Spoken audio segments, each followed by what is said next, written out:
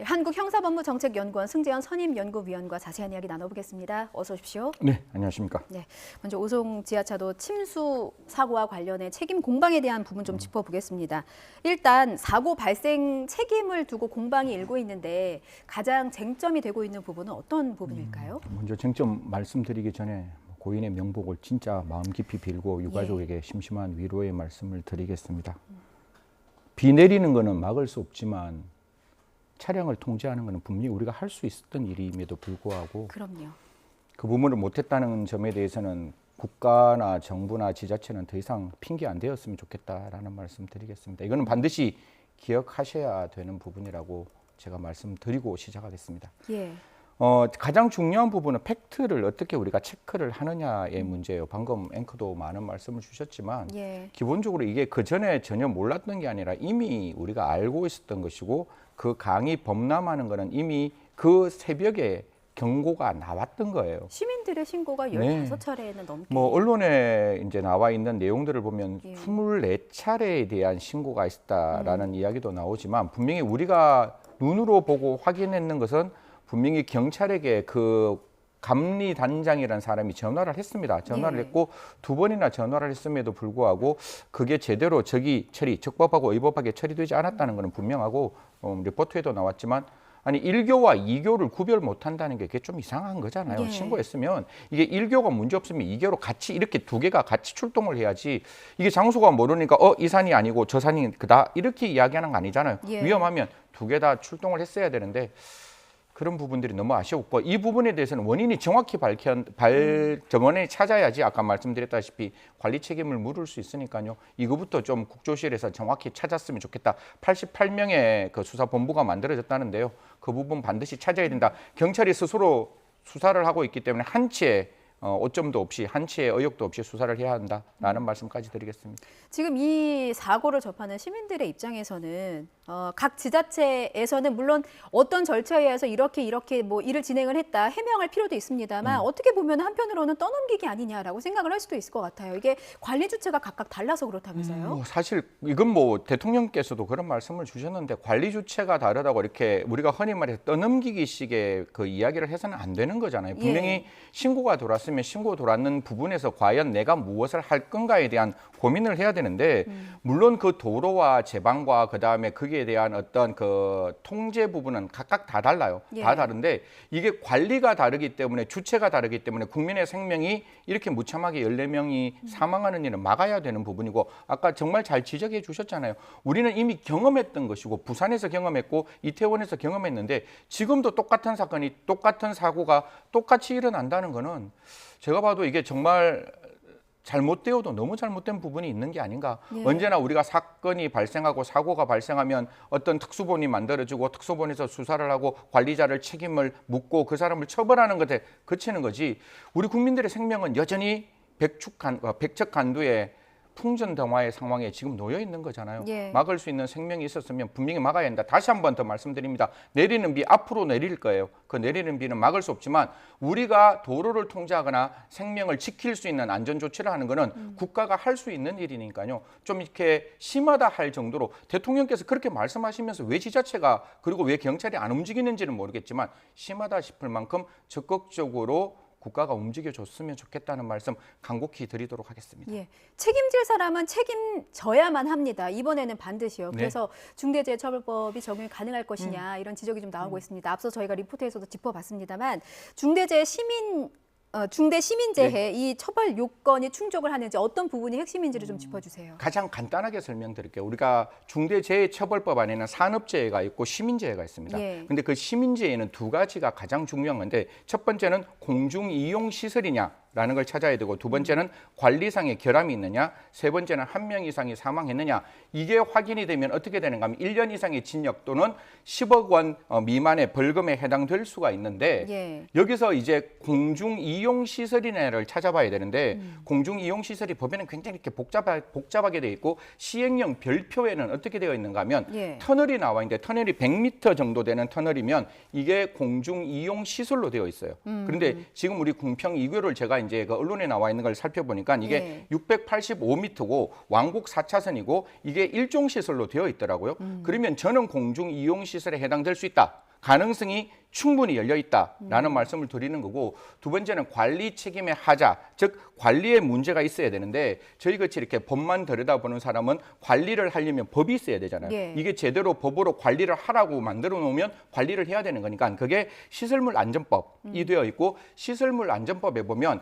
어떤 공중 이용 시설이 굉장히 이렇게 위험한 상태에서 그러니까 사람들의 안전을 지키기 위해서 필요할 때는, 긴급한 필요할 때는 그 시설을 차단하거나 그 시설을 이용 중지하도록, 사용 제한이나 그 시설을 금지하도록 그렇게 분명히 되어 있으니까 지금 정도 되면 제가 봤을 때 시설물 안전법상 당연히 생명의 그 국민들의 안전에 위험이 발생할 수 있는 상황이었다면 당연히 지하차도 제가 봤을 때는 사용을 중지시켜야 되는 관리 책임은 분명히 있는 것 같아요. 다만 이 관리 책임은 아까 말씀드렸다시피 과연 이게 그러니까 충북도청에서 지어야 될 것이냐, 청주시에서 지어야 될 것이냐, 아니면 예. 지자체장이 지어야 될 것이냐, 이 문제는 따져봐야 되겠지만 분명히 이 지자체로서의 책임을 질 수 있는 범위 바깥에 있는 사람들은 아니에요. 분명히 다 안에 있는 사람들이기 때문에 그런 부분에 대해서는 경찰이 명명백백하게 밝혀야 한다는 말씀드리겠습니다. 예, 그러니까 처벌 대상 범위가 어디까지 될 것이냐가 또 궁금하기도 한데, 말씀하신 것처럼 그러면 충북도지사, 뭐 청주시장, 뭐 흥덕구청장, 뭐 네네. 다 일단은 그 부분은 전부 다 이렇게 처벌 범위 안에는 분명히 들어가는 거죠. 예. 그럼 만약에 이분들이 그럼 경영 책임자라고 부를 수 있는 그 위치에 있는 지자체장, 분들이라면 예, 시민자, 지자체장이, 예. 그렇군요. 네. 근데 지금까지는 이제 네. 중대재해처벌법이 지난해 1월부터 시행이 됐거든요. 근데 중대시민재해로 뭐 자치단체나 공무원이 처벌된 사례는 지금까지 한 번도 없다는 거죠. 뭐 기본적으로 이게 중대시민재해에서 국가가 뭔가 잘못해서, 그러니까 비가 내리고 홍수가 내리는 건 자연재해이기 때문에 그거는 지자체가 책임지지 않는 건데, 관리 책임에 문제가 있어야 책임을 지는 건데, 지금까지는 아직 이 중대시민재해로는 예. 국가기관에 있는 공무원이 처벌받은 사례는 없는 것으로 알고 있습니다. 그렇군요. 지하차도가 침수되기 전에 뭐 112, 119 신고가 굉장히 많이 접수된 것으로 지금 언론을 통해서 네. 알려지고 있습니다. 그럼 이런 경우에는 경찰이나 소방에도 책임을 물을 수는 있는 거예요? 당연히 그 지하차도를 관리 책임은 분명히 지자체이지만 그거를 통제를 시키는 거는 당연히 또 경찰의 목이 되는 거기 때문에 예. 그런 부분에 대해서 알고도 하지 아니하였다면 분명히 그 부분에 대해서는 상호 과실이 분명히 존재를 하는 거고, 국가 경찰이나 소방은 국민의 생명을 막는데 분명히 필요하잖아요. 기억나시지만 이태원 참사에서도 분명히 그런 어떤 사정이 있었음에도 불구하고 그런 결과를 막지 않거나 그런 결과를 회피하지 않았다면 분명히 이 부분에 대해서도 책임을 물을 수 있는 부분이 있으니까요. 가장 중요한 거는 거듭 말씀드리지만 지금 이 사건의 팩트가 어떻게 되는지, 정말로 경찰이 분명히 그런 사정은 보이는 거예요. 예. 분명히 가야 될 곳을 못 가고 막아야 될 곳을 못 막았다는 점은 있으니까 소방하고 경찰도 이 부분에 대해서 책임을 벗어나기는 힘들지 않겠느냐, 이런 말씀드리겠습니다. 그런데 이제 경찰 관련해서 하나만 더 여쭐게요. 저희가 앞서 이제 그래픽을 통해서 살펴봤습니다만, 사실 궁평 이 지하차도로 막아야 되는데 경찰이 출동해서 교통 통제를 한 것은 1 지하차도였잖아요. 그런데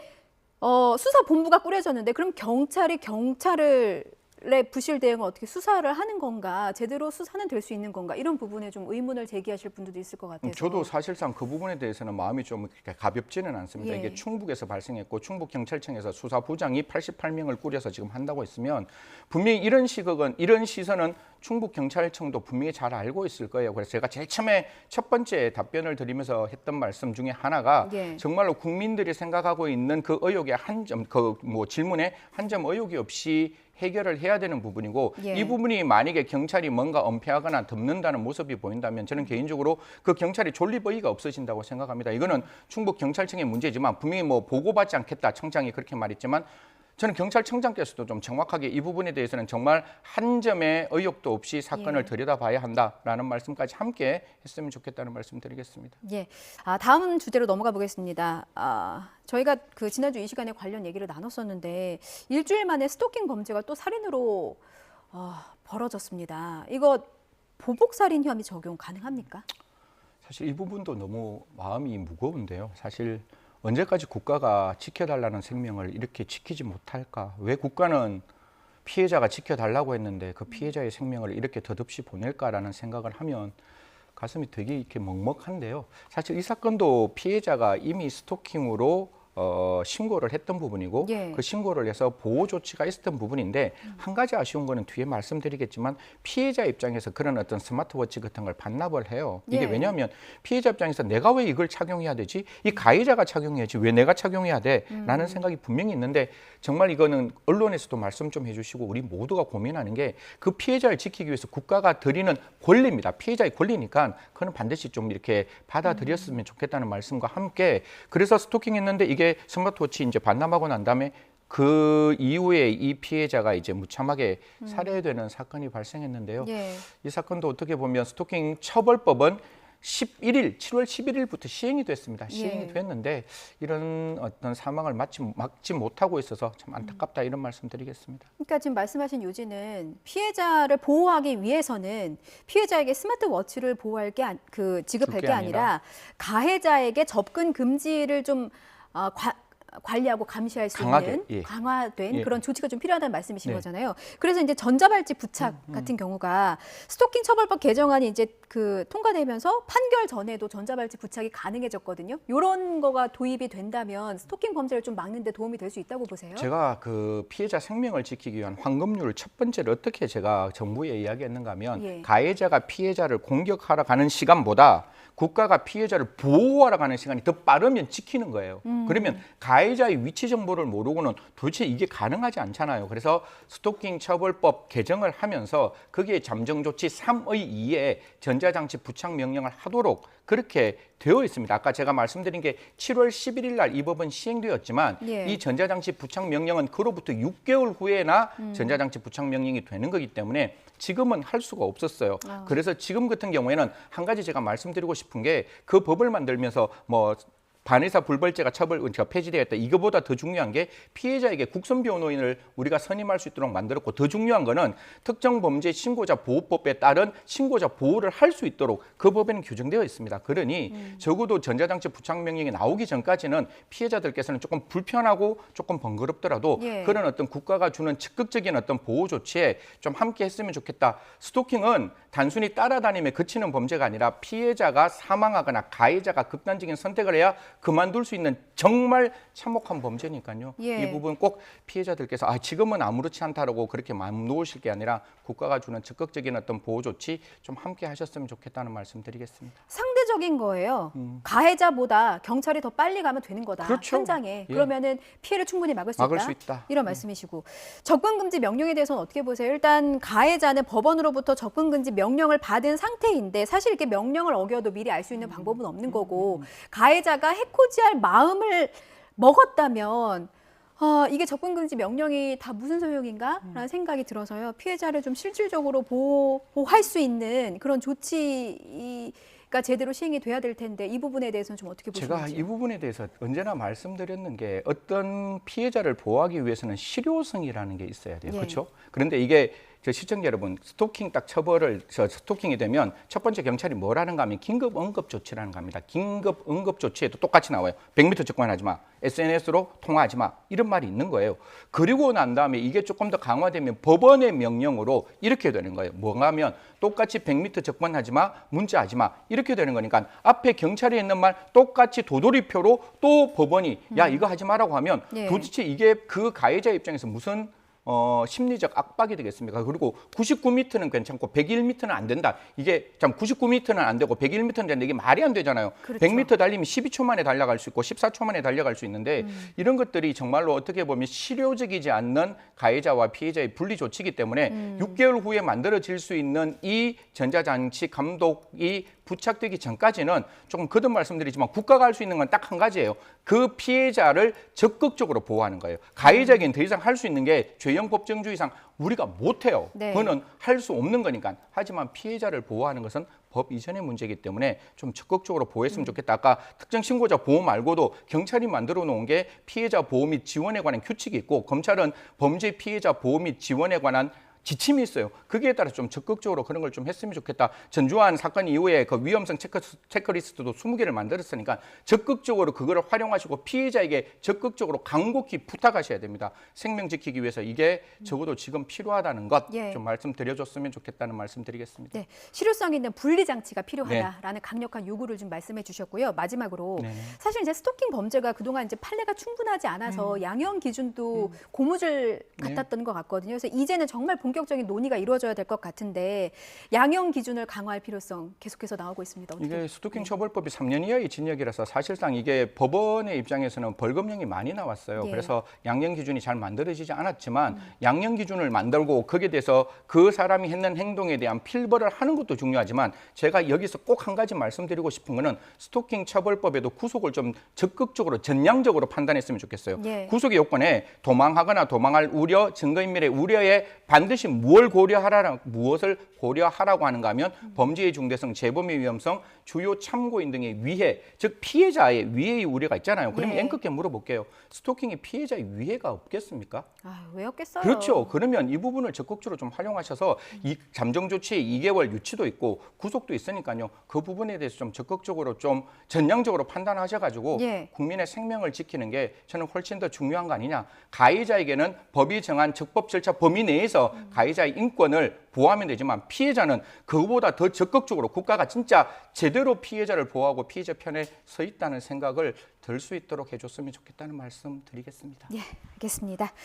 여기까지 듣겠습니다. 지금까지 한국형사법무정책연구원 승재현 선임연구위원과 함께했습니다. 잘 들었습니다.